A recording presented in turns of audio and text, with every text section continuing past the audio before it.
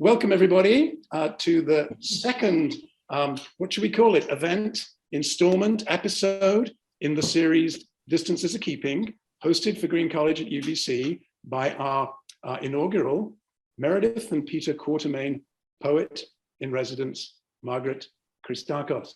I am welcoming you on behalf of Green College from the unceded traditional ancestral territory of the Musqueam people here in Vancouver.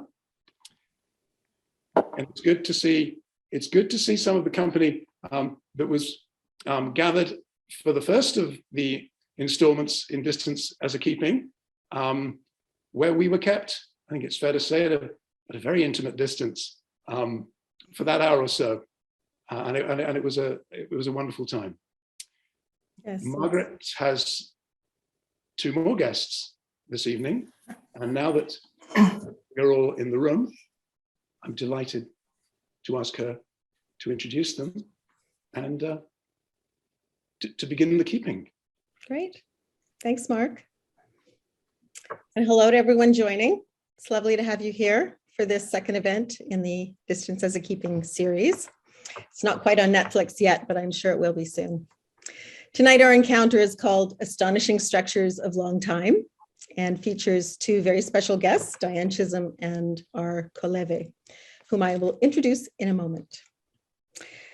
But let me just tell you about the shape of the event tonight. I have 5 or 6 minutes of opening comments, then we'll welcome Dianne Chisholm to give us a presentation of photography and poetry, followed by Ralph Kolewe reading from his work, and then there will be various forms of conversation.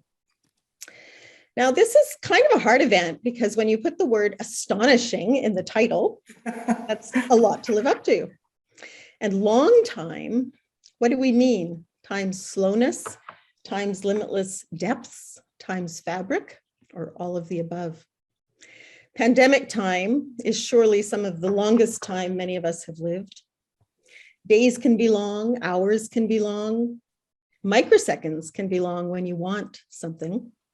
Time leaks, it congeals and meshes, it swallows. Pick your analogy. Time has everything to do with the weather it's dressed in. Then it becomes season.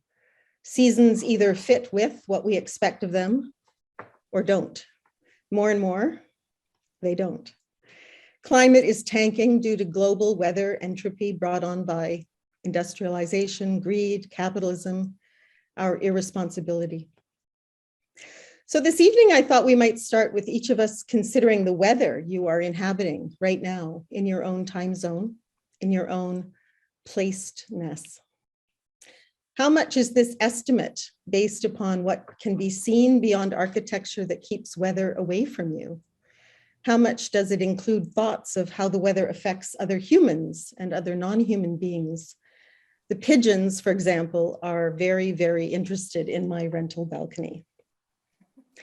And how does an apprehension of the weather relate to cultural formation and identity?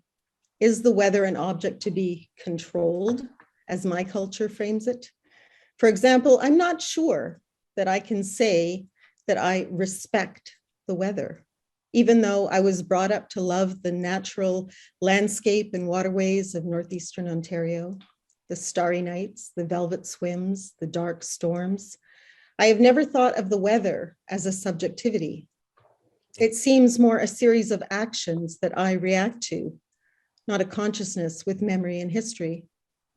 And then there is all that resource extraction behavior of my direct ancestors.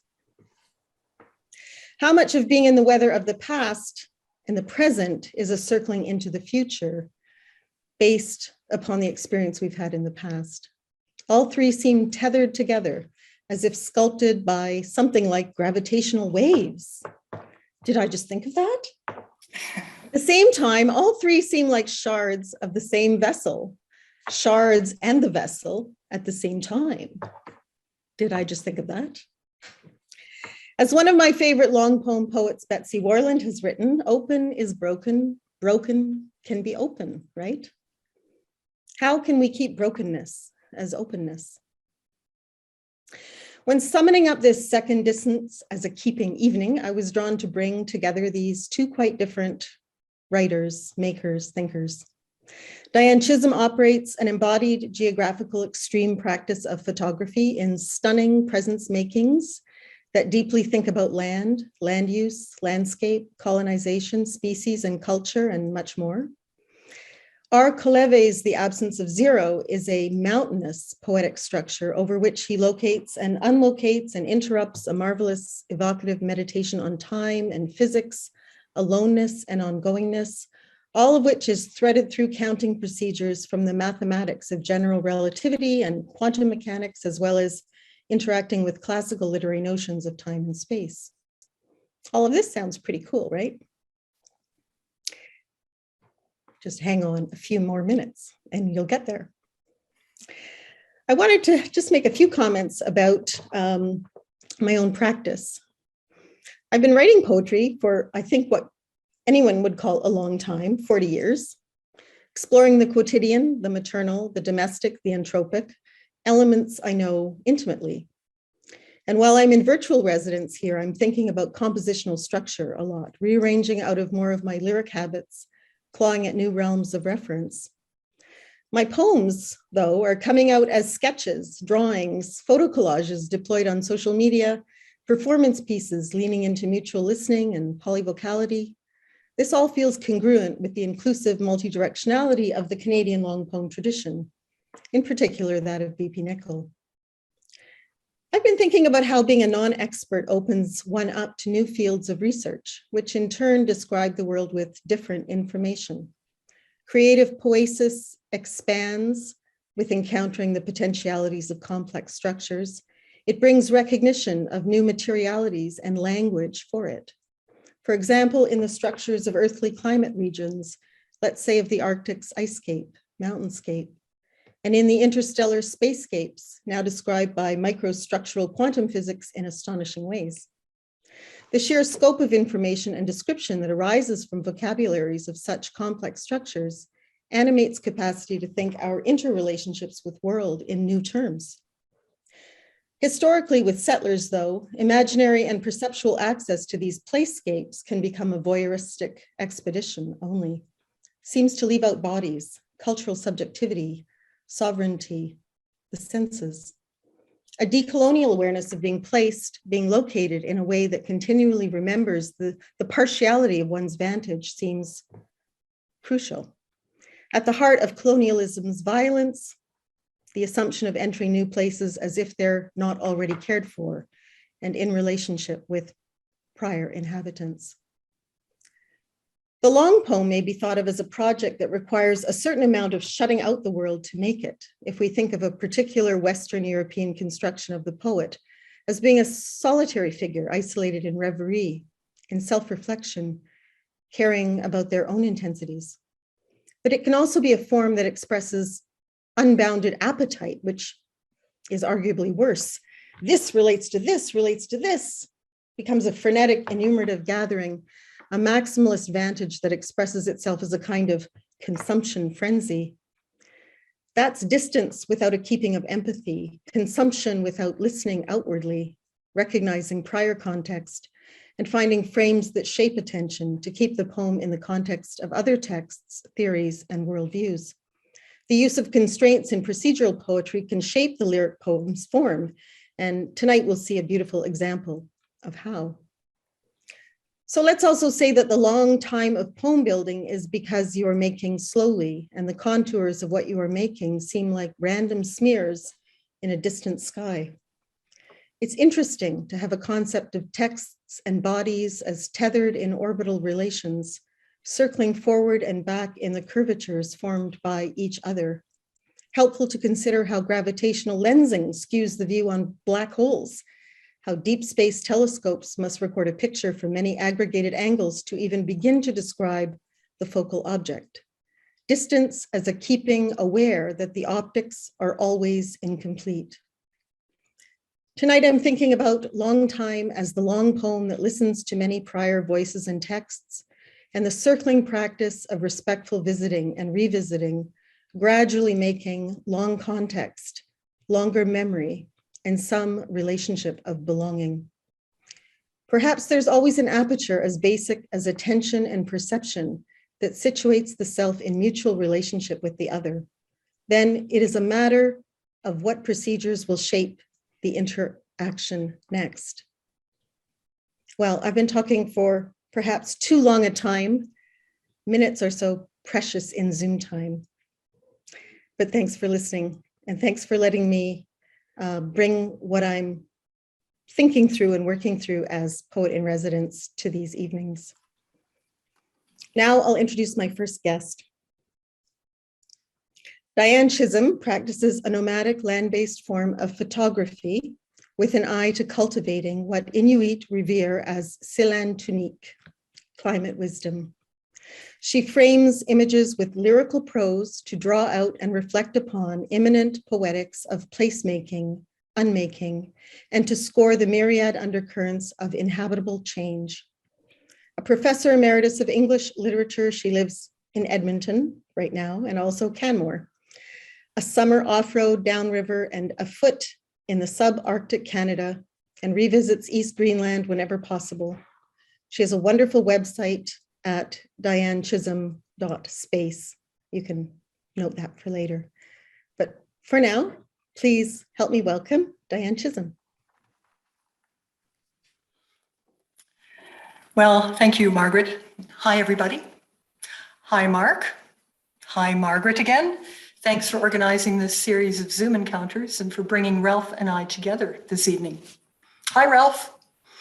I'm delighted to meet you and to share with you this performance platform. I'm really curious to see what conjunctions our back-to-back might generate. My presentation tonight features an evolving, long-standing photographic project. Let me begin then by speaking briefly about my photo poetics. Since retiring from university, I've been exploring creative, non-academic ways to document and think about the disquieting phenomenology of climate change. How do people inhabit lands and climes undone by climate crises? How do people who live on the land, like semi-nomadic hunters, endure homelands ungrounded by melting ice sheets, thawing permafrost, rising oceans, and slumping shorelines?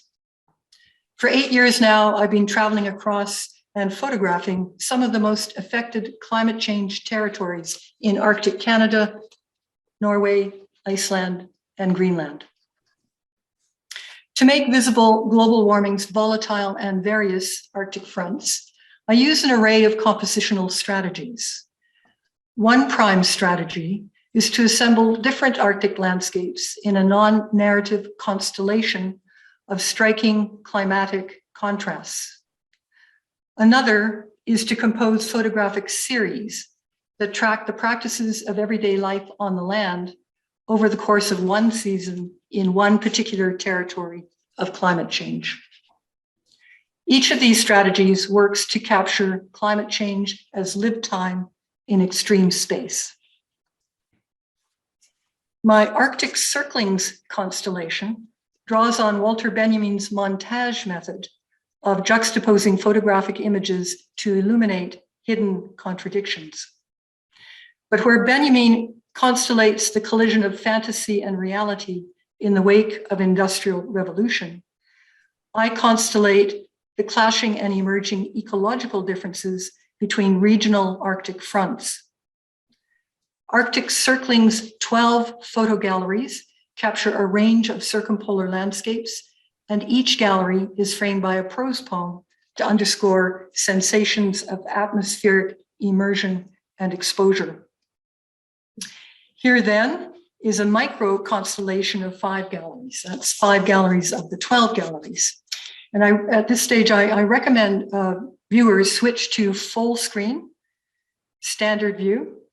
I think that's probably the best way to view this slideshow that's coming up. And meanwhile, I'll put on my PowerPoint on share screen.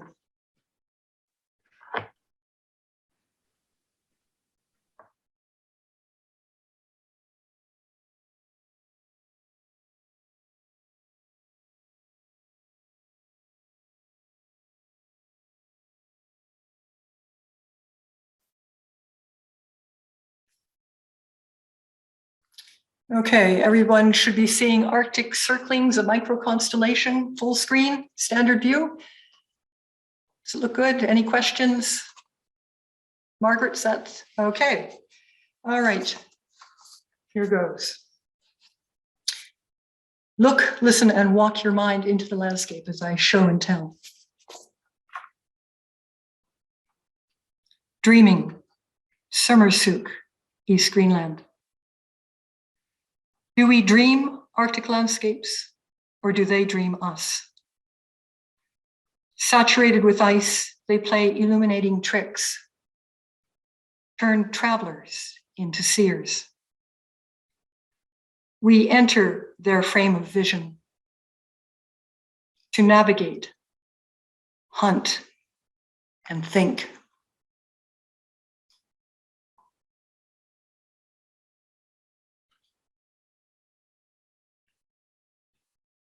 Fjording, Sermelik, Amasilik, Sermeliga, Ice Fjords, East Greenland. The map is not the territory. We guess our way through this roadless, glacier-mangled landscape, navigable only by groundless, sure-footedness. Tidal ice flows, calving tsunamis, spongy permafrost, and massive moraine mazes baffle our route finding. Icebergs explode below precarious handholds and derail our concentration. Sigek Umelek, the ice is alive. Dynamic geology rewires our sensibility and eventually sets us on track. We become Ice Fjord people, less regimented, more free-flowing.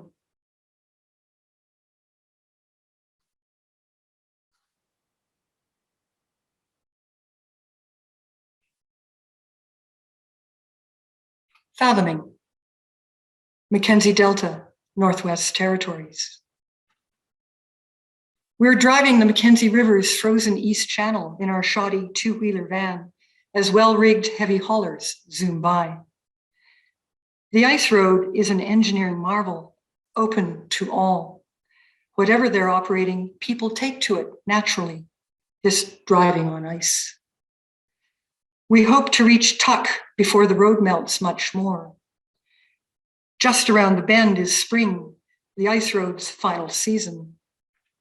An all-weather road will replace it next winter. For now, we'll drive to the Arctic Ocean until it's the end of the road for the ice road. Near Reindeer Station, Jerry stops and we step out onto the ice. Look, he points to frozen methane bubbles as big as the van's balding tires. Feel, he urges as he glides along the glassy surface, smooth at the center, tread roughened on the laneways. Looking down into the road's blue-black depths, I slide on solid sky. Looking ahead to its vanishing point, I sink in existential mire.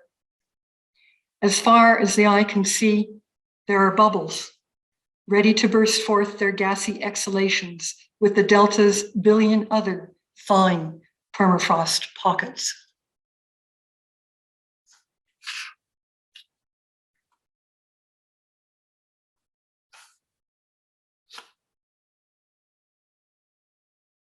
Haunting. Spitsbergen Island, Svalbard Archipelago. They touch you, these ghosts, whose haunts this Arctic frontier preserves. Chills rise like smoke from abandoned hunters' huts, spook our thoughts as we sail up East Fjorden. What do we know about this place? That anyone who ever lived here comes from elsewhere, far away. That being mammothly icebound, it is severely inhospitable. That those who survive polar night likely succumb to Svalbard fever, a virulent passion for testing human limits. That there have been waves of contagion among explorers, miners, adventurers, and now glaciologists, doubly plagued by this climate of no return. Curtains flutter from broken windows, wave at us from past utopia. A former Soviet coal mining venture, Pyramidin, attracted most migrants after perestroika renovations. To the edge of the ice cap, at the end of the ice age, industrial modernism arrives in timely fashion, accommodating workers from mainland Russia in state-of-the-art communal housing. A bust of Lenin looks over the town and out towards Nordenskjöld Glacier, which looks back, meeting the eye. Inside the cultural center, the glacier reappears as a wall-sized mural, but not even here stays frozen in time. We witness the organic integration of labor and life disintegrate into non-human afterlife. A skeleton staff guards against vandals, while Arctic foxes enjoy a run of the town, and the melting ice germinates a new species, scampering herds of glacier mice.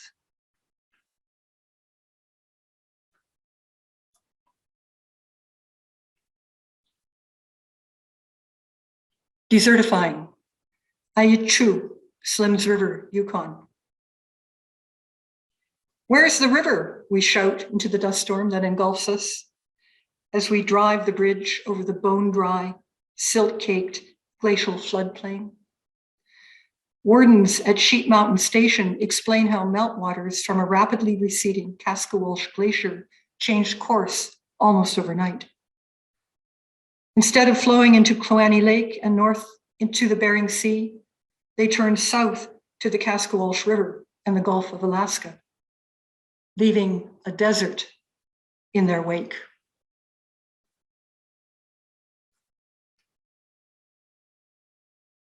Coda, dreaming and haunting, cascading and desertifying, roadless and heavily trafficked, wildly remote and industrially urban, utopian and ruinous, sublime and catastrophic.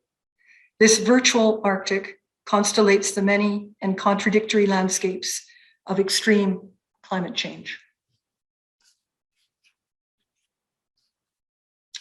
Okay, now I'd like to shift to the serial approach. My Late Winter in Southeast Greenland series focuses specifically on how semi-nomadic hunters and their families live through a season of climate change under Greenland's melting ice sheet. Each of the select series that I'll be showing you traces a narrative arc through an Arctic day, or many days, of hunting, traveling, or some other practice of everyday living on the land. As photographer, I place myself on site, out of view, yet as close as possible to my fellow travelers' frame of vision. Series 1, a day's seal hunting at Kertolongia. Frame by frame, line by line, left to right, this series tracks the course of a seal hunt over a day of shifting ice and atmospheric conditions. A small story comes to light that might go like this. Two local hunters boat up an ice fjord in heavy ice fog, anchor to the shore-fast ice, and take position. One readies his rifle, while the other whistles and mews and scrapes the ice with his gaff to allure seals. As seals swim our way, both hunters begin shooting. After a lull, one hunter dons camouflage and stalks seals inshore, testing the ice with his gaff as he goes. He returns, dragging 3 ring seals, while the other hunter continues to scan the water. After the hunters haul the seals aboard, the fog breaks, the sun illumines a sea of surfacing snouts, and the men resume to hunt astern. Look closely and see an improvisational choreography that moves with and across a shifting icescape. See the hunters pair up and split up to sight, lure, stalk, shoot, on and off the ice, in and out of the boat, as the climate permits. See them dance a pas de deux of spontaneous and rising camaraderie through heavy fog and ice blink to sunburst and mackerel skies.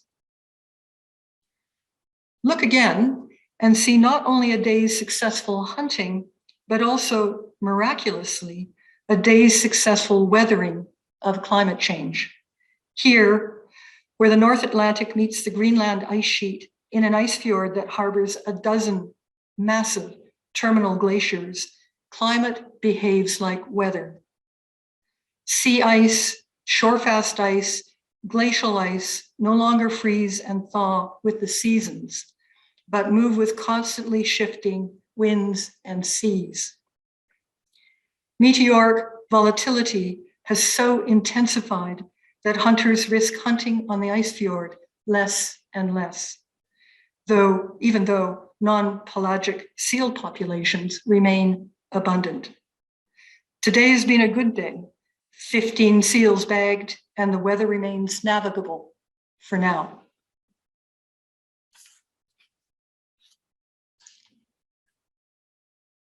Series 2. A multi-day dog sled trip from Dürer to Isertol. This series tracks travel by dog sled from one remote settlement to another across the Ice Fjord and inland ice that lie between them. The framing of events lingers on the trip's beginning with the launching and landing of a hunter's small open boat that transports dogs, mushers, and sled from a harbor on this side of the fjord to the shore-fast ice on the other side. Top row, left to right, see the boat getting loaded up, then punted out by the hunter, punted out of the shallow harbor into the fjord. See the fjord crossing in the middle frame. Bottom row, right to left, see the boat's passage through the fast ice on the opposite shore, before and after, landing and unloading. That was quite a day. Page 2 tracks the trip's progress from the shore-fast ice into the coastal mountains, where the team camps and waits out a storm, and from where they approach the Greenland ice sheet up a series of glacier ramps. You can see the glacier camp in the top right-hand corner. The final 4 frames fast track several hundred kilometers smooth travel over sun-baked ice plateaus. See second row of frames, right to left. And it ends at the island settlement of Isertol on the bottom, lower panorama. The longer interval at the beginning reveals the challenge of crossing an ice fjord that no longer freezes over, and the precarious shifting expanse of shore-fast ice. Ice barely solid enough to bear a loaded sled, yet thin enough to let a boat break passage. You can see in the frame bottom left, we have traveled almost 3 kilometers from the fjord, which is in the distance where the sun is still shining. 3 kilometers of breaking through fast ice until the boat couldn't go any further. When we jumped off and loaded up the sled and hitched up the dogs, we had to move very quickly because the ice was sinking beneath our feet. The series' first centerpiece highlights our crossing the ice fjord in a moment of open ice-free water. As recently as 20 years ago, when North Atlantic pack ice drifted this far south, it was still possible to dog sled this passage. Today, the pack ice no longer drifts beyond Quartermain or Scoresby Sound.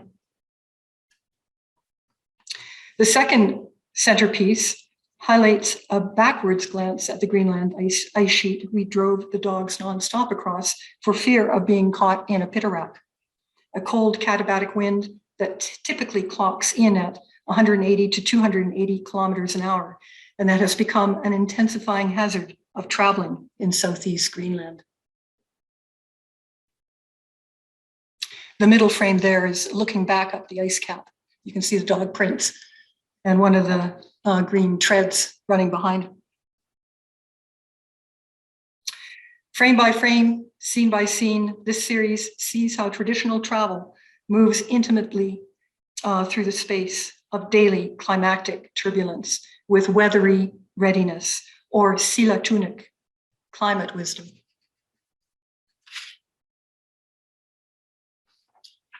Third series, Isotomiut women finish a polar bear hide. Counterclockwise, this series tracks a group of Isotomiut women as they finish skinning a polar bear hide by hand in the course of 3 days. Frame by frame, it captures the skill and procedure with which these women wield the tsakek, the women's knife, as assigned by a traditional division of labor. Men do the hunting and gutting. You can see the hunter with the finished hide in the last frame of the series, just to the left of the centerpiece. See how Elunak, the most skilled of the women, starts on the head, cutting delicately around the eyes and lips before her sister and mother join in to work on the paws. See also how the women work as an intergenerational family, with the elders passing down skills to the younger, Elenuk's daughter, who watches on. You can see her in the corner there, the bottom left-hand frame. The series shows the traditional practice of harvesting polar bears to be resiliently alive, thereby troubling a popular Western illusion that polar bears are simply precipitously perishing with global warming. It sees the Arctic as Isotomiut see it, as a place where polar bears abound plentifully enough to warrant sustainable subsistence hunting. We arrived in this tiny settlement of 8 or 9 families to find hunters harvesting 3 other bears at the same time. Showcasing the women's finished production as a vivid, vital work of art, the series works to counter that aesthetic, which frames the polar bear as iconic poster animal of egregious climate change. So that's it. That's my show, a sampling of Arctic circlings and the constellation and my late winter in Southeast Greenland series. I'll now end the share screen and return to gallery view. But before turning over to Margaret and Ralph, I'd like to close with 2 final comments. So I'm just closing the share.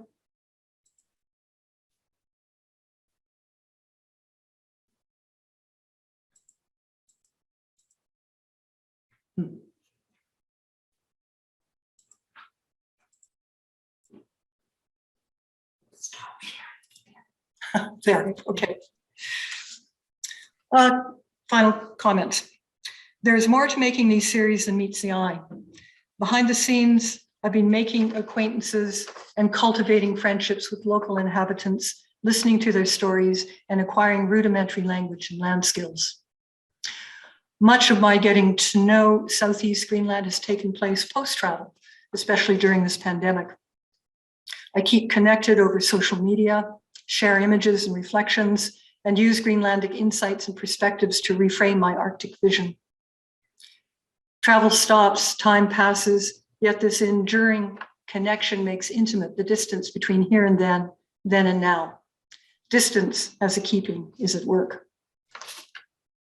If ever the pandemic passes, I hope to travel north again and add more galleries to Arctic circlings. But even as the constellation grows, it will never add up to my or any familiar Arctic. By juxtaposing rather than simply accumulating galleries, and by making virtually visible multiple changing and contrasting Arctic fronts, my constellation poetics estranges familiarity and intensifies critical distance. Here too, distance as a keeping is at work. And that's it. Over to you. Thank you, Diane. That was really beautiful and very fascinating. I'd like to ask you just a couple of questions before we move on to Ralph's presentation, if that's okay. This practice of photography, was it something you just found yourself moving toward? I'm wondering at what point it became an inherent part of your research modus operandi, you know? Well, it was actually never a part of my research until I retired. But before I retired, I was, and for the last 40 years, I've been a mountaineer, a high altitude mountaineer, and I always took a camera along with me. So it was a hobby. It was something to record my mountaineering expeditions with. But after retiring, I traveled. I had this incredible trip to Iceland, which is probably one of the most photogenic places in the world. And at the end of that trip, I had decided that the camera was going to be elevated to, not from the back seat to the front seat. And talk about mixed metaphors there. Yes. So Iceland and Icelanders introduced me to their country, to what was happening to them with climate change and with various environmental disasters. And I was able to photograph these close up in very intense situations. If I had more time, I would show you some of these. And since then, 2014, I have been going on trips with the prime purpose of photographing as a way of seeing. I'm framing and seeing and then coming back to edit in conversation with the people I traveled with and met there.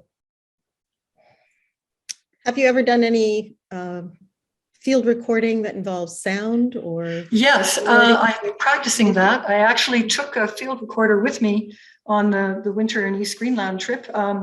And I did record a number of elders speaking. I recorded travel by dog sled on ice. I recorded whales, all kinds of things, just as a test run, really. And I'm about to go on a trip to Svalbard if the pandemic ends. I have an artist residency with Arctic Circle. And we'll be traveling by Barkentine tall ship. And for that purpose, I would like to do a lot of field recording, both on the ship and on the ice. So I have a whole new poetics arranged, but I just have to get there. Sure, I love how incremental and it's the practice is expanded in relation to what you've learned. It's sort of a self-made investigation that has, that puts your body in the forefront of what you can do. You do through your body. Yeah, beautiful. It's beautiful practice. I'd like to ask you just one thing about your experience of long time, or let's even say just your experience of time. How would you say?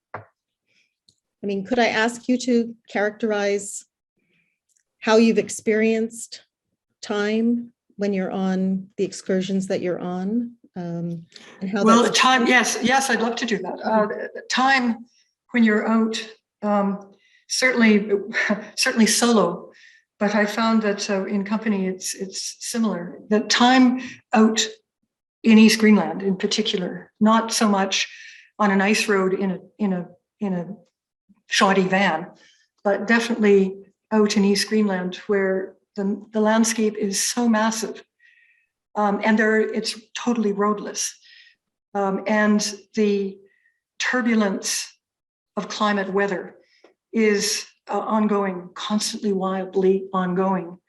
Time is a thing in flux. It's a thing that you move through and think with. You're very concretely embedded in time, because the things around you are moving at different times. The glaciers, the calving of glaciers themselves have a front and a back and a far behind, and the front is moving very fast. It's flowing into an ice fjord, which has its own currents. And so you see, you feel, you hear, especially here, this calamity of different temporalities all around you. It's extremely disorienting. If you're an urban person working on a grid, Baudelaire thought that traffic was a new temporality, and there was all this rush coming at him. And it's in East Greenland, with this melting going on, this calamity around you, it's much more than traffic lights and traffic sort of assaulting you. It's a constant assault. Stuff underfoot is slipping away. The sight line in the distance is shattering. it's very hard to orient yourself in space. It's always space-time. It's never just time and space. Mhm. Yeah. Well, thank you so much. We'll come back and have more conversation later. Right now we'll move to Ralph, but thank you so much, Diane. Thank you. So now I'll just take a moment to share Ralph's bio. Kolewe was born in Montreal and lives in Toronto, where he writes full-time. Educated in physics and engineering at the University of Toronto, he pursued a successful career in the software industry for many years. His work has appeared in various online and print magazines, and he has published 3 collections of poetry: After Letters from Book Hug in 2014, Inspecting Nostalgia from Talon Books in 2017, and The Absence of Zero from Book Hug Press in 2021, as well as several chapbooks. We're going to be focusing on Ralph's incredible 450-page long poem, The Absence of Zero, tonight.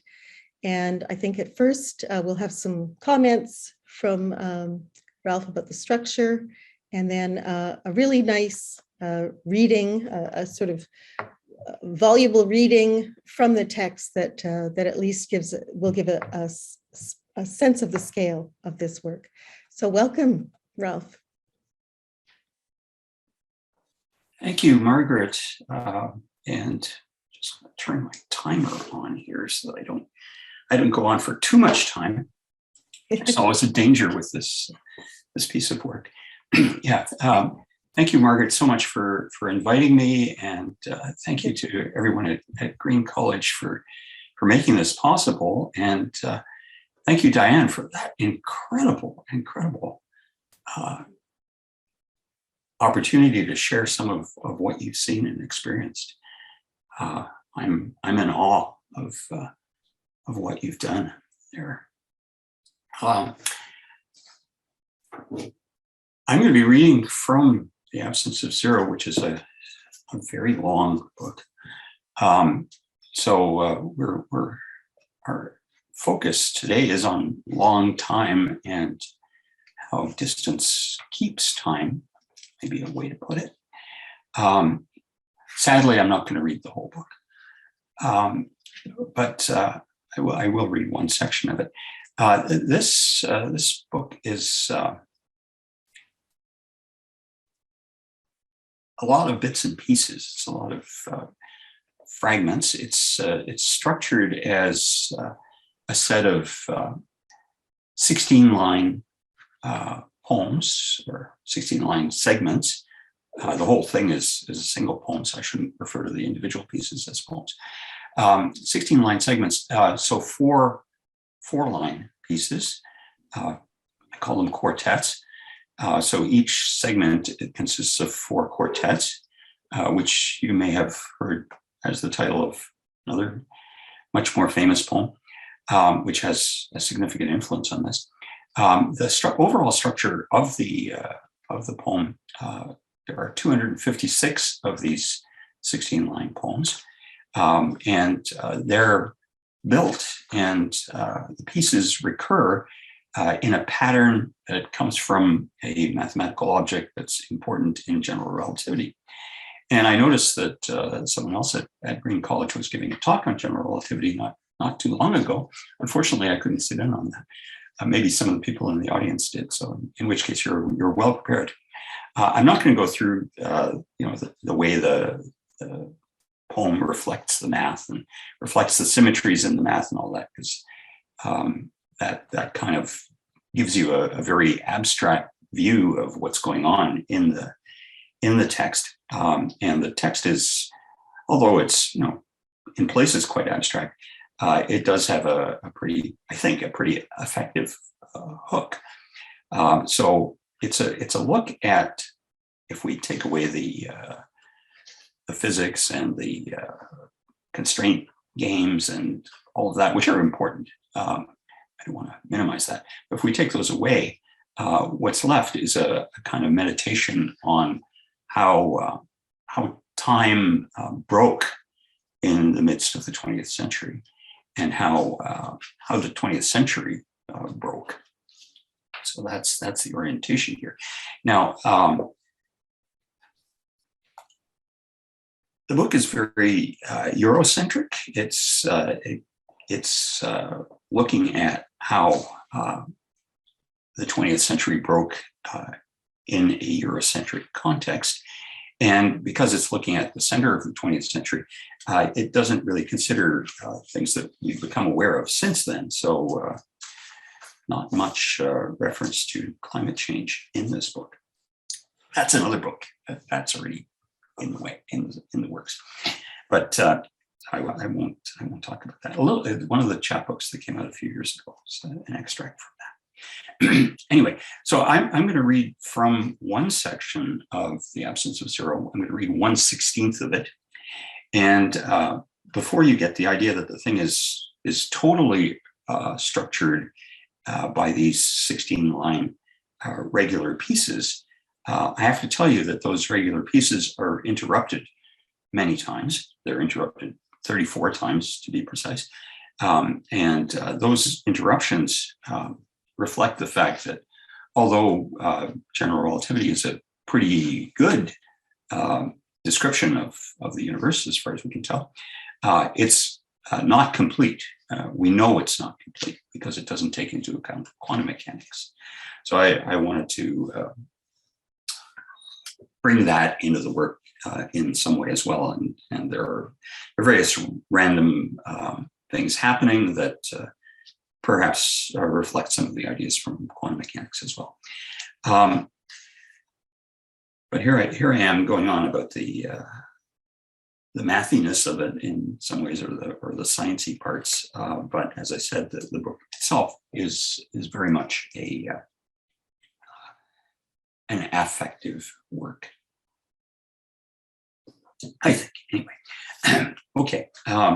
So I'm gonna read, as I said, 1/16, and then depending on how long that takes, I might proceed into the subsequent section. So I'm going to read section 3, which is actually the 16th section. Does that sound strange? There's a reason for that. And immediately after that, there's a lengthy interruption, which we might get into, and I'm just going to cut myself off at 25 minutes. And that lengthy interruption in itself is an elegy, not just for the 20th century, but also for some dear friends who passed away during the writing of this book. Okay. I hope I have enough water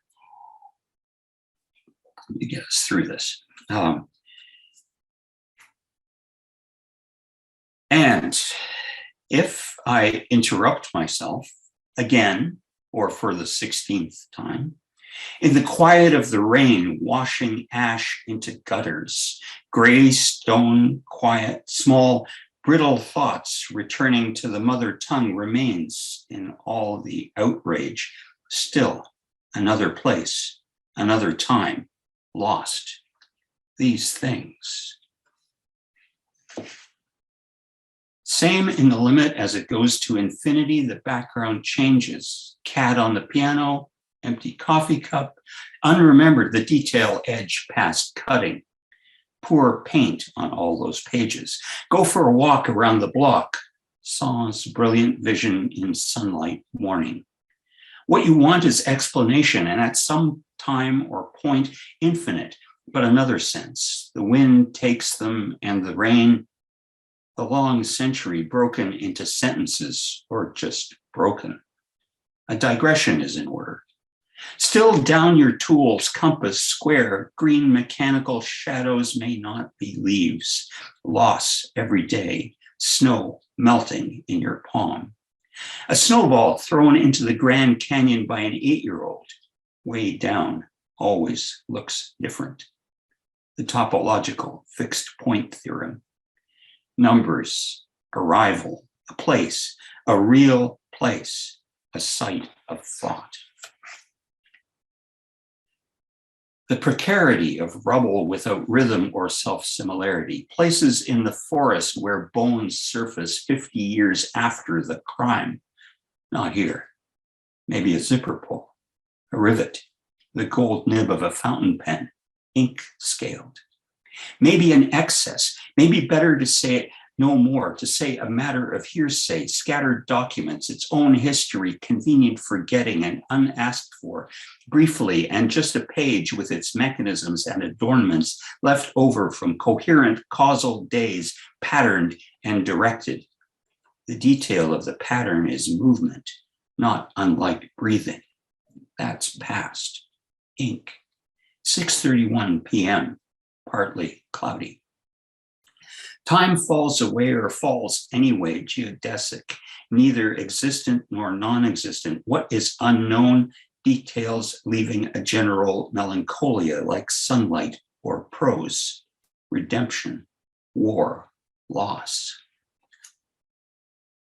Not the same as coming to the end of it under Orion, throwing my keys off the bridge out onto the ice and walking away the damage, irreversible trajectory past and out, falling further forward, sublime fragmented emptiness, shards, not even shards of the same thing.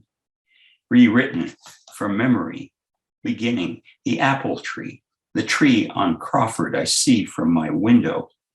Writing is a maple, of course. The world becomes stranger, the pattern more complicated. The same shape, but similar enough to say the same. Forget the time entirely. There's nothing special about these words. Machine, sparrow, geodesic. Memory of the precise color of time, deeper rose, blood, rust, heat, eventually unreadable.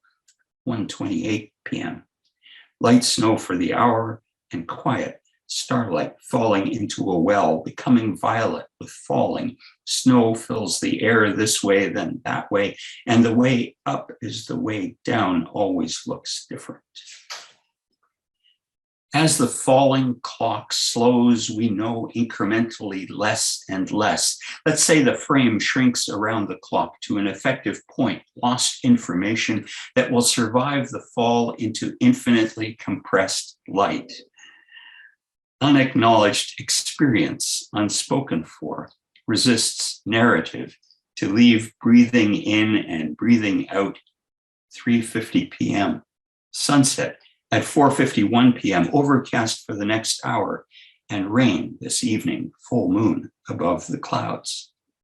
To consider loss when there was nothing, where grief should have been, indeterminate geometry, sharp edges, diffuse shadows, breathing thin memory if I interrupt myself, hollowing loss, empty as feeling and always setting forth and not returning, because there's no end to it. And is that supposed to be a comfort?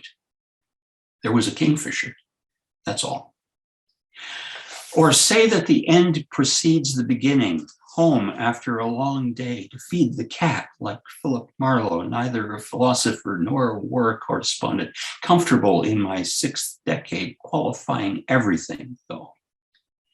Going further back, this is what is given outside the windows, a city writing without clocks, how small time is, church bells and canonical hours. Still, down your tools, compass, square, green, mechanical, pencil, burin, Swiss micrometer. No words, but a tone of voice that fades.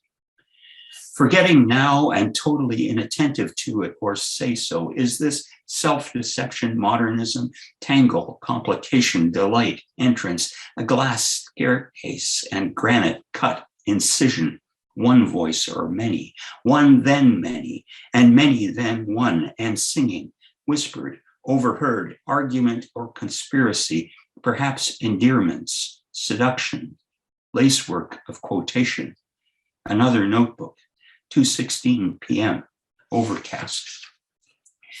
In the absence of a metric, the Milky Way, almost accustomed to it, questions themselves painful, not thinking, one set. The haze that passes for clear sky. When I was just winter, streets, the memory of touch, not touch, still the memory of memory is impossible, even the memory of prayer. Or buy old watches, disassemble them, and determine by practical observation, no tongues of flame a small envelope containing a deficit, a neglect, an unidentified rage, and a closed door, a locked door. It felt good to close the door, dividing the living from the dead like snow. Read again. Nothing beautiful. Gardens. This is the center of the century, the pane of glass, the rock on the facing page, sunlight edging through the blinds in bright triangles, two rhythms, and neither regular. 12:34 p.m. Clear, clear for the hour. At this old pine table, quiet street, slight wind from the north, slight turning of the leaves, knowing at least I'll fill this page, always one more thing. Geometry and after, pale light misinterpreted, a cloud of unknowing again, at the recurrent end of the unending, barren ground of memory, language scraped away. Time then unmetabolized, imperfect, betrayed by the fiction of precision, remembering clouds and no detail. Every clock stopped the instant it comes into existence, only imagination and entirely present recall. Maybe an excess. Maybe better to say it no more, to say a matter of hearsay, scattered documents, its own history, convenient forgetting, and unasked for. Of history, there alone and in company, in place, because you can't say what the place says in anything like language. The place shatters, refusing all motion and stillness at once, all real places, the only hope or else despair, lost in detail, which is a certain common gray exterior oil paint, meaning, for example, there aren't very many hardware stores. 3:09 p.m. Overcast for the hour and snow until tomorrow morning. Raining again, there are two rhythms, steady rain, rainwater running off the roof, two rhythms and neither regular. That's what I want, rain, light, rain. The problem that words mean something. And this is a world of shards and stories that can't be believed or finished, even started properly, picking up scraps and saying what or why. Slow anniversaries mark the fixed frame of life, rewriting the same pages, not meaning, but mourning that fails and fails again, no better for being repeated. No wristwatches stopped at random times, no brown paper and twine and wrapping paper, no photocopies of prints by Dürer, vacation postcards or beach stones, no ticket stubs or pocket journal date books or cups full of colored pencils and war poetry or volumes of the Stockholm edition of the works of Thomas Mann. When here and now cease to matter, apples again, sliced up now. Angle of each cut, slightly different, and a small change in flavor, sharper maybe, after you've pared away, or water at the desk and making order of it, line by line or cell by cell, knowing what you know. Numbers, arrival, a place, a real place, a site of thought. Someone else has said this better. A circle of folded slices of the night sky in someone else's hand of questions free of the past in the present, repeatedly, 6:01 p.m., partly cloudy for the hour. Despite the constrained perspective and the lectern and the lion and the pen, the windowed room is empty. The windows are empty. The scratching on the paper empty, which is different than erased, which I have heard. And still the lion growls or purrs in his radiant sleep. And this is the center of the century, the pane of glass, the rock, between three districts whence the smoke rose, silence not ending it still, and fire not ending it, and ashes not ending it, every language burnt and written on air, hot metal and dust. Or the fox beside the lion. There is a third picture that goes with these. Not devotion or confession, and without the force of ruins, only numbers. For example, the difficulty deducing the metric tensor from measurements. Elegies multiply, but how many ways to say broken glass? All the old thoughts, or just a thread, lacework of quotation, another notebook, time, weather. On Crawford, I see from my window writing, a maple, of course, anchoring quiet, it's possible to touch. Light falls in this grain, these furrows. Cold stars above empty fields. Thick, stiff mud, hoarfrost. Exactly not remembered, even if remembered, it scampers off just gray enough. Words instead of feeling or real thought. This unopened text set aside, and from memory, the compass and the book. Then an airliner and a car horn. Dispossessed, abstract and unbodied, the way mathematics is, generalizes itself to a tensor-valued one form, fire without light or heat, dark and pure burning, through uncertain windows, even this comfort is no inside. For example, instead of a photograph, this melody, listen, slowly and then again, or fast and then 1:35 p.m. Snow, snow for the hour. Why is repetition necessary? A prescription for attaching some kind of boundary uniquely determined by measurements at non-singular points to define at least a topology and possibly a differentiable structure and metric, and an elegant formulation, unfortunately very difficult to apply in practice. A field of poppies, perhaps, each seed point drawn out, a thread, all the threads twisted, a moving skein, not knitted or knotted or woven with no pattern or vanishing. Mark time along each one. Learn to draw like that. If self falls apart in pebbles or breadcrumbs, quick now, here, now, always, an unraveling series, a red thread beginning, the door on that, maybe beginning. Without edges and everything inside, 12:56 p.m., light rain. There could be no memory, poem, obsession, no garden voices, words not quite heard correctly, no returning or leaving either. Read carefully. Something needs to interrupt me now. A war, a shattered glass. Your eyes are still. The fox turning back, just look, setting forth and not returning. Rewritten from memory, beginning the apple tree. The tree on Crawford I see from my window writing is a maple. Of course, imagining apple tree branches bare the same way, the same network, not the same shape, but similar enough to say the same. Forget the time entirely. Not there can't vanish, it does. A snowball thrown into the Grand Canyon by an 8-year-old, falling and disappears in the dry, cold air sublimation.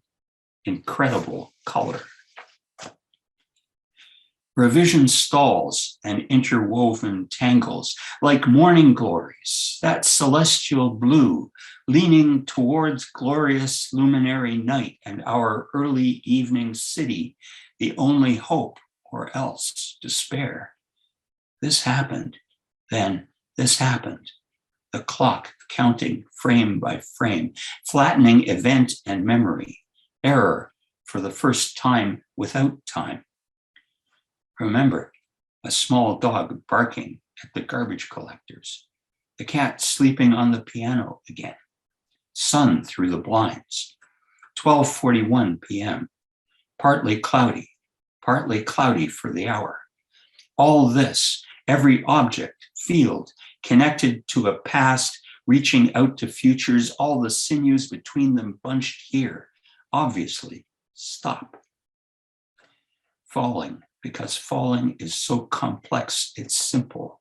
Geodesic equations, a fading tangle of loops and thread, red thread and dried up dark purple, again, as if again memory is fallible. Who knew? A place we can walk through, a house or a neighborhood. I don't know if silence is written by hand, a drawer full of stainless steel cubes, some with fine threaded holes, also small brass shims disordered and slippery with light machine oil, aphorism and scale independent error, silences differ, figurative, realist, narrative, description, anyway, looking at them, but heard, half heard in the stillness, falling away. It never did. The same again, don't remember, and you just can't get your hands on it. A difference between a secret and an apple tree, a love letter and bibliography, geometry, the fox at the roadside. When what are ashes or remembered timepieces stopped, broken willow shadows washed by rain, 10:57 p.m., and turbulence, all or some of the intermittencies of now revised. Nevertheless, despite these limitations, one can still predict, filling time with pages instead, at this old pine table, quiet street, slight wind, a nest of propositions in the flames. Free of the past in the present, repeatedly, but similar arguments hold in the presence of matter, thought, intent, grace, silence, mind, truth, a fox at the roadside at sunset. At the trestle table beside the high windows, the fox and the lion. But who to tell unless you meet that revise in your own body, maybe how you stand or walk, your gait, tired of images, only leaves you with experimental tests of general relativity, language of forms, dynamics, and some of their ramifications. Today being today again, black, violet, and if I interrupt myself again for the 17th time, that's it. Thank you.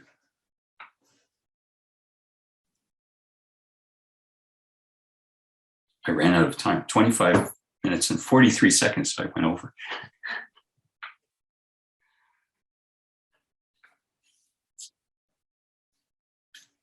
Can't hear you, Margaret. Margaret, you need to unmute. I am unmuted, sorry. I got bound up in the poetry and the rhythms of the poetry and forgot my message to myself to unmute. I'm recalling that Diane said her work, that practice of the outtripping in photography unfolded over 8 years. And I think that this book unfolded over the same 8-year period. I think you started this work in 2013, wasn't it? Yeah, in the fall of 2013, and it really wrapped up in the spring of 2020. So yeah, so, and then the production stuff took about a year. So again, that the long time of creation, composition, returning, circling back to a text, being willing to stay inside a large structure over a long period of time, which is essentially a silent process as well, and quite a solitudinous one. What is it like to read from this text to an audience? Do you feel that pressure of I shouldn't read this much? That our literary community has actually moved to a model of expecting very short, brief, entertaining readings. I'm just wondering this was a 16th of the book, but. This was a 16th of it. Well, it's actually a little bit less than the 16th because the interruptions take up about as much as one of the 16ths, or maybe a bit more. Yeah, in some ways, this book is kind of the antithesis of the current extremely short attention span. I think maybe not even one of the quartets would fit in a tweet. Maybe we'd come close. yeah, so it's reading from it is it kind of becomes immersive, I think, is what happens. Mm-hmm. And back at the beginning of 2020, I did a series of 4 readings where I read the whole thing, and it stayed at that time. It was revised after that, but reading the whole thing, it took 4 nights, so about 8 hours of reading. Was quite an interesting experience for me to read because I was totally wrapped up in it. I think there's some people here in the audience who were at a few of those readings, so I think it was immersive for the audience as well. It's a different way of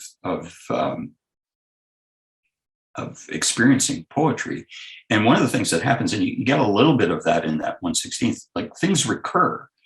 And they don't recur at regular intervals, so it's not like a refrain in a ballad or something, but they do recur, and they don't recur in wholes either. I mean, the unit is those 4-line things, the 4-line quatrains or quartets, and sometimes a quartet repeats, and sometimes single lines from quartets repeat, and so you get this sense, I think, that you've seen it all before, you've heard it all before, but it doesn't quite line up, which I think is not an unreasonable reflection of the way we experience time, and especially in the confusions of modernity. Yeah, for sure.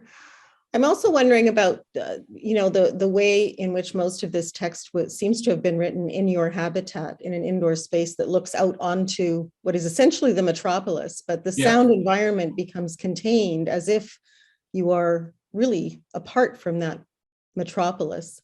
And I wonder how it, I wonder if sitting in that place with that view has gained a kind of ritualistic sort of magic to it. It seems like it would be.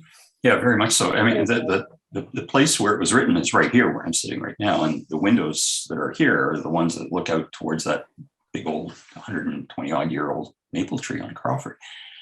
So it's, in a way, it's a very placed work,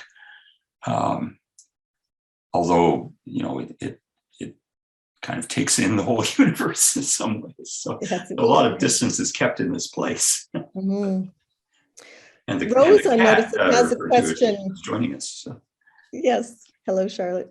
Rose has a question that I think I'd just like to ask now, because it has to do with form. And I wouldn't mind just a few more comments from you on some of the formal constraints.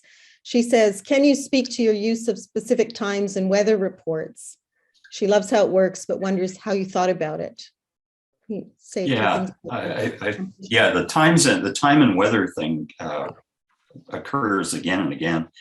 And it was, at the time I was writing it, I had an app on my phone that was like a weather app, and it used the same phrasing all the time again. So when I was first drafting the poem, its form was quite different at that time. And I would just, look at my phone and, poke at it, and it would tell me it was 9:19 p.m. and -2 degrees and, raining or something. I don't know what's sitting outside right now. I can't see. So that became part of the compositional process. It was in a way a way of anchoring me in the present, and also because if you go from poem to poem and see the times and whether it's not sequential. So you get anchored, but then it gets exploded in a way. Certainly. I'd just like to bring Diane back in to the conversation. Diane, I'm wondering if as you listen to that text, if you did notice any conceptual or material echoes of any of the project that you're engaged in.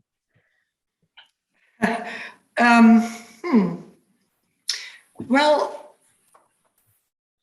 yes, I guess there was sort of, I was interested in the entropy, I guess, of things all around you, and a kind of brooding melancholy with these very fleeting, not so much interruptions, but ruptures of, I don't know, affective ruptures that were not melancholic, I guess. They were sort of bright points. I'm thinking of, again, I think of Eliot's quartets, which are very melancholic, but they're, again, interrupted by a line here and a line there of almost hope or something luminous. The gem in the mud, that kind of thing. Yeah. But what I'm gathering is, I love the constraint of the quartets, the quatrains, the mathematical processing that is sort of used to shore these fragments against our ruins, I guess, to quote another famous poem. And I think when I'm out on the land in the midst of this turbulence, which is getting increasingly unnavigable, certainly the affective atmosphere is one of sort of brooding and building melancholy, because there's no way to orient yourself. And while there are moments of resilience and endurance happening among the people who live there, the feeling overall is one of a growing disaster. And there are current studies now being done on climate change and mental health, especially in Inuit settlements. So I guess what I see in Ralph's work, or here in Ralph's work, is this recurrence of brooding melancholy, interrupted by these, certainly not jouissance, but interrupted by these moments of these sort of gem-like moments of affective attentiveness. And I feel this levity in the midst of gravity. I'm not sure I quite hear the levity in it. I hear the sort of sense of being inside a state of study, as is personified by Saint Jerome in one of the Dürer prints at the end of the book, and a kind of movement toward the magical or the predictive through the reference to the Melancholia figure which is the frontispiece of the entire sequence.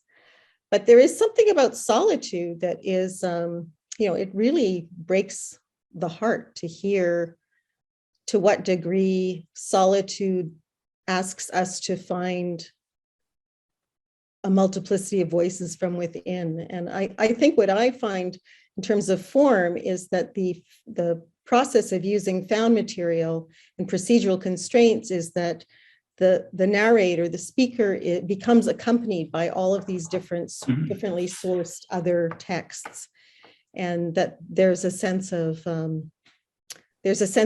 producing that accompanied state. Did you, Diane, do any writing, like private writing or personal writing, while you were on the out trips? I mean, I know that in most cases you were accompanied by your partner, and that you did have a sense of intense relationship, I guess, to ground the larger external project. So I'm just wondering about the way in which you may have found intimacy in either text form or conversation, or as something going on alongside the project. Yes, indeed. Well, when I traveled, I spent the 6 weeks in late winter in Greenland. I took a notebook with me, and every evening and every morning when it was possible, which wasn't when I was in a tent after ice fishing in a pitarack, but I stayed with a hunter's family, and I was able to write in the evenings and the mornings, and that writing proved absolutely essential, not for my future research projects, but for grounding me in the here and now while I was there. Because for one thing, no one was speaking English around me. They were speaking Danish, Tunumitsut, and French, but not English. And so that was, one disorienting thing. But mostly it was about keeping track, much like I think Ralph was doing in his notebook, of time and weather, day to day, everyday little events, not just the big mammoth, seal hunting ventures and so on, just everyday habits or tiny events. And that gave me, I guess, a time frame with which to cope with the massive external time space that we were dealing with when we were out on the land. Mm-hmm. Thank you. I've got one comment from Mark. Mark said, Eliot's 4 quartets. Yes, if the 20th century begins in Anglophone poetry with Prufrock measuring out his life with coffee spoons in 1917, 2 years after Einstein publishes his theory of general relativity, could it finally be over with Ralph's poem? Well, Eliot is, I don't know whether anybody caught the quotes, but the 4 quartets, so really Eliot's last poetic work, is usually important for the absence of zero. And there's again a structure that determines this, but there are quotes from the 4 quartets throughout the book. Luckily, Eliot is in public domain in Canada now, so but not in other places. So presumably this book should not be sold in the UK. I don't know whether it is or not. But anyway, the 4 quartets, if you think of the classical way of thinking about time, go back to St. Augustine, the 4 quartets kind of are built on that, right? They're built on the Augustinian view of time. So although Eliot was revolutionary back in, when in Prufrock and the Wasteland, by the time he was writing the 4 quartets, and especially the last 3 in the early 40s, his view was very conservative. So one of the things that I'm sort of doing or trying to do in the absence of zero is to take the 4 quartets back. There's a phrase in German where you talk about wiederholen, a text or an object, to take it back. But that word also means repeat, right? Mm. It's repetition and taking back. Mm. So that's one of the things I'm trying to do here with Eliot. It's kind of a reaction to Eliot because probably like a lot of people, Eliot was hugely important to me when I first encountered him in my teens and early 20s. So great. If Eliot started it, have I finished it? I don't know. Maybe it'd be it's an interesting way of thinking about it. Great. Mark says 4 quartet saves or redeems old time. Yeah, redeem the time. That's it, isn't it? One of the things I'm thinking about is, I guess one of the images from quantum physics that has really entered my psyche, which is this idea of there never being nothing, that there are that whatever that matter is that surrounds us, the vast majority of which we cannot identify, it has movement in it. It has energy moving through it.